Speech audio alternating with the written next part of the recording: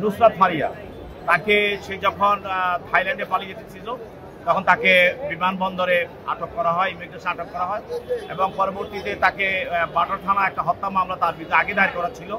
ওই মামলায় পুলিশ গ্রেপ্তার দেখিয়ে তাকে আজকে বিজ্ঞ আদালতে উপস্থাপন করেন।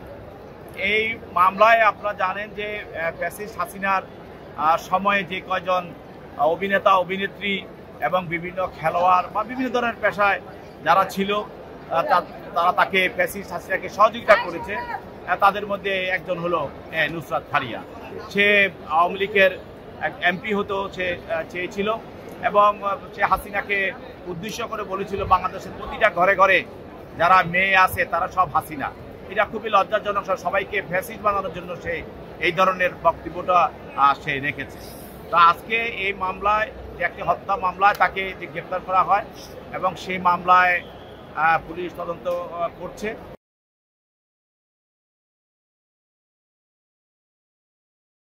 তাকে ফরওয়ার্ডিং দিকে পাঠানো হয় এবং সেখানে তার পক্ষে তার আইনজীবীরা ছিল, আইনজীবীরা কিছু কাগজপত্র উপস্থাপন করেছেন। বিজ্ঞ আদালত আগামী 22 তারিখে আবার তার জামিন বিষয়ে শুনানির জন্য দিন ধার্য করেছেন এবং এর মধ্যে আইয়ুবকে তার বিষয়ে বিস্তারিত প্রতিবেদন দাখিল করার জন্য বলেছেন। আর ইতিমধ্যে তাকে বিজ্ঞ আদালত CW বলে জেল হাজতে পারেন। এবং আপনারা তো আবেদন করেছিলেন কারাগারে পাঠানোর জন্য, না?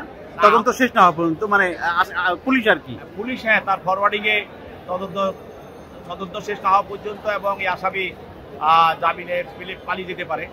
দেশে তারপরে দেশে বিরাজনৈতিক কারণ বিরোধী ষড়যন্ত্র করতে পারে এবং দেশে অশান্তি সৃষ্টি করতে পারে, সরকারের বিরুদ্ধে বিভিন্ন ধরনের ষড়যন্ত্র করতে পারে এবং সে যেহেতু পালিয়ে যাওয়ার চেষ্টা করেছে আবার পালিয়েও যেতে পারে। সেই জন্য আমরা তদন্তের সাথে তাকে জেল হাজতে আটক রাখার জন্য তারা প্রার্থনা করেছে। আর হচ্ছে যে তার বিরুদ্ধে অভিযোগ কি, মানে অর্থের যোগানের কথা একটা শুনছিলাম যে বৈষম্য কর্মকর্তা তার ফরওয়ার্ডিং এ বলেছে যে সে এই ফ্যাসিস্ট হাসিনাকে বিভিন্নভাবে তাকে সহায়তা করেছে।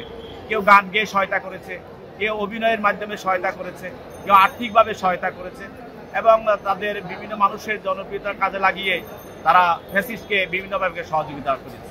তবে তার বিরুদ্ধে অভিযোগ হলো সে ফ্যাসিস্ট হাসিনাকে বিভিন্ন সময় সে সহযোগিতা করেছে এবং আর্থিকভাবে সহযোগিতা করেছে এবং বৈষম্যবিরোধী ছাত্র আন্দোলনের সময় সে যেসব অভিনেতা অভিনেত্রী এবং যারা বিভিন্ন ধরনের পেশাজীবী যারা এর বিরুদ্ধে কাজ করেছে তার সঙ্গে তাদের সঙ্গে যোগাযোগ রেখে সে বৈষম্য ছাত্র আন্দোলনের বিরুদ্ধে সে কাজ করেছিল। অর্থের যোগান নাকি শুধু সহায়তা, কোনটা আসলে? অর্থের সহায়তা, অর্থের যোগান এবং বিভিন্ন ধরনের কর্মকাণ্ডের সহায়তা, এইটাই ছিল তার ভিতরে। আচ্ছা, আর আজকে আংশিক শুনানি হলো নাকি অধিকতর শুনানির জন্য 22 মে? আবার আজকে যেহেতু 22 তারিখে বিজ্ঞ আদালত আরো কাগজপত্র উপস্থাপন করার জন্য বলা হয়েছে, তাহলে আজকে শুনানিটাকে আমরা আংশিক শুনানি হিসাবেই ধরে নেব এবং পূর্ণাঙ্গ শুনানিটা 22 তারিখেই হবে। ওকে, থ্যাংক ইউ। তাকে সেদিন আনা হবে আদালতে আবার? হ্যাঁ, তাকে আনা হবে। উনি তো মনে হয় কাশিমপুর যাবে, না? কাশিমপুরে কারাগারে এখনো সেটা আমাদের কারা কর্তৃপক্ষ তাকে যেখানে পাঠায় সেখানেই